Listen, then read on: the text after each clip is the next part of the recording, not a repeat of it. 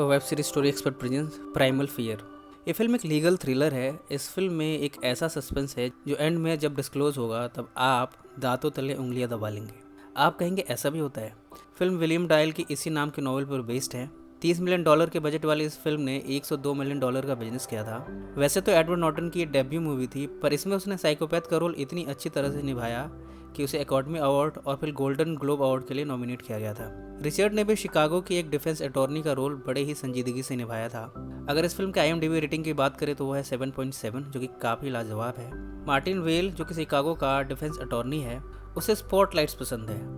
वो फेमस होना चाहता है और इसलिए वो ऐसे ही केसेस चूज़ करता है जो कि मीडिया में ज़्यादा ही छाए हुए हों, जो हाई प्रोफाइल हों। पर इनके साथ साथ वो एक अच्छे दिल वाला लॉयर भी है। वो इस बात का भी ख्याल रखता है कि किसी भी बेगुनाह को सज़ा ना मिले और हर हाल में जस्टिस होना ही चाहिए। इनजस्टिस किसी भी कीमत पर नहीं होनी चाहिए। एक दिन उसने न्यूज़ में देखा कि एक ऑल्टर बॉय को अरेस्ट किया गया है आर्क बिशप के मर्डर के लिए। आर्क बिशप्स की हाई रैंक होती है बिशप्स में। चर्च में जो लोग सर्व करते हैं, लोगों की सेवा करते हैं, आर्क बिशप्स की सेवा करते हैं, उन्हें ऑल्टर बॉय या फिर ऑल्टर गर्ल के नाम से जाना जाता है। नॉर्मली ये फाइनेंशियली लोअर क्लास के होते हैं। आज आर्क बिशप रशमैन का मर्डर हुआ है। उसकी हथेली को बड़ी बेरहमी से आधा काटा गया है, फिर उस पर कई वार करके उसे मारा गया है।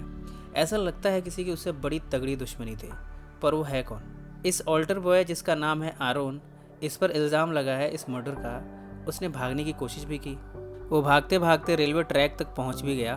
ट्रेन के आने से पहले ट्रैक के उस पार चला गया।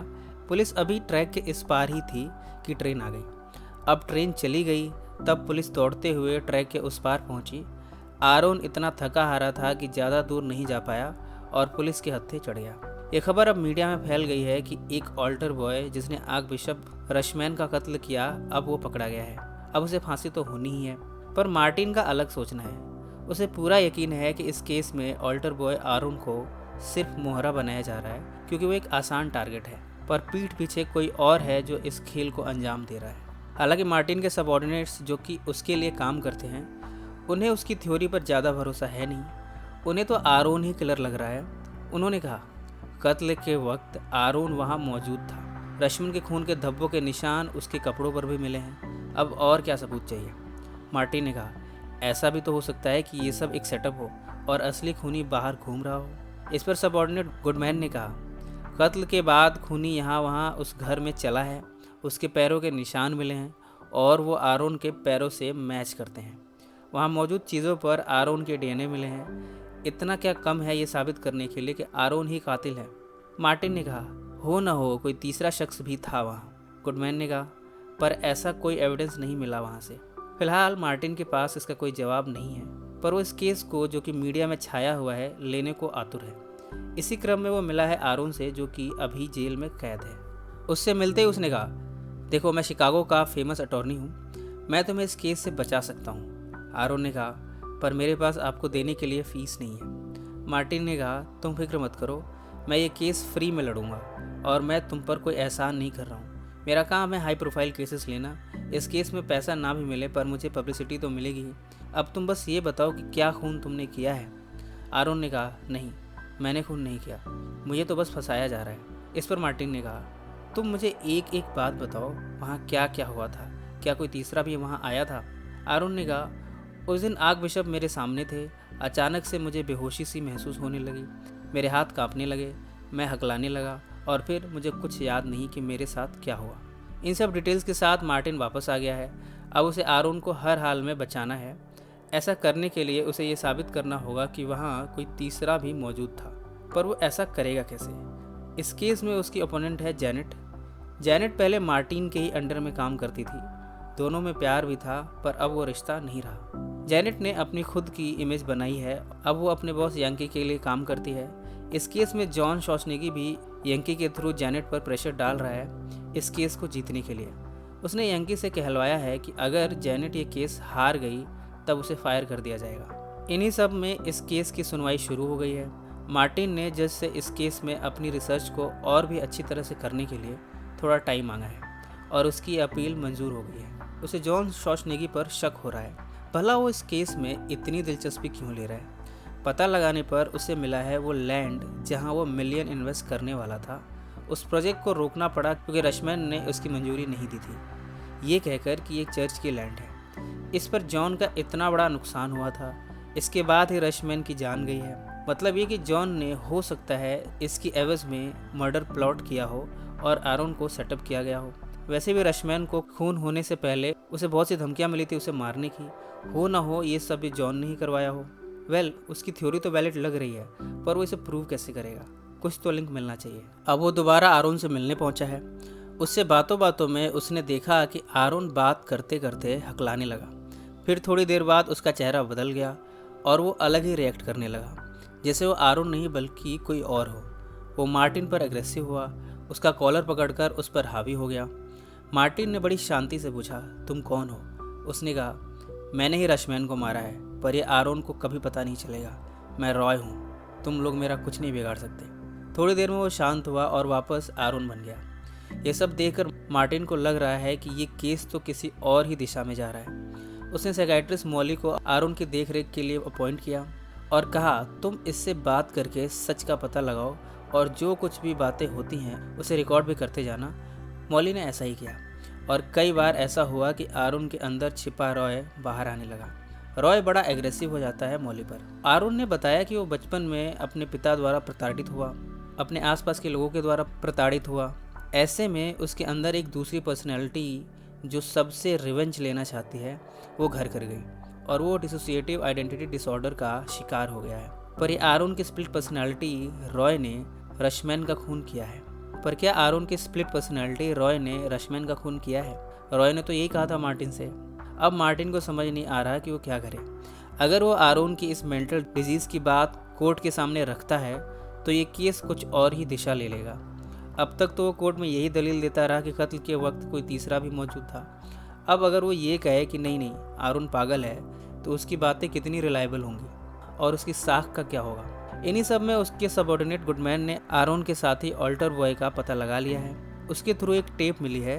ये टेप मार्टिन ने अपने सबऑर्डिनेट गुडमैन और नाओमी के साथ चलाई है। इस रिकॉर्डिंग में ये साफ दिख रहा है कि इसमें रशमैन 2 ऑल्टर बॉयज़ और एक ऑल्टर गर्ल को इंस्ट्रक्ट कर रहा है ग्रुप सेक्स के लिए। इसमें आरोन भी है। वीडियो से ऐसा लग रहा है कि वो ये सब ज़बरदस्ती कर रहा है, मतलब उसकी ये सब करने की इच्छा नहीं है। मॉली ने भी ये टेप देखी। उसने आरोन से एक और सेशन में उसे इस वीडियो में मौजूद लड़की लिंडा के बारे में पूछा। बातों बातों में आरोन ने बताया कि वो लिंडा से प्यार करता था, उसके लिए बेहद सीरियस हो गया था। ये सब जानकर मार्टिन को ये समझ आया कि आरोन तो बचपन से ही प्रताड़ित रहा है। जब यहाँ भी उसे रशमैन के द्वारा प्रताड़ित किया गया और जब लिंडा के साथ उसे ये सब कराया गया और किसी और लड़के को भी इसमें शामिल किया गया, तब उसकी स्प्लिट पर्सनैलिटी रॉय ने होशो हवास खोकर रशमैन को मार दिया और साथ में लिंडा को भी। जॉन इस केस में इसलिए दिलचस्पी ले रहा है क्योंकि उसे डर है कि ये खून आरोन ने नहीं किया। ऐसा साबित हो गया तो उसका ही नाम आएगा, क्योंकि उसी ने मौत की धमकियाँ दी थी उसे, और उसके इस लैंड पर इन्वेस्टमेंट वाली बात भी सबके सामने आ जाएगी। अपनी साख बचाने के लिए वो जेनेट पर प्रेशर डाल रहा है कि वो इस केस को हर हाल में जीते।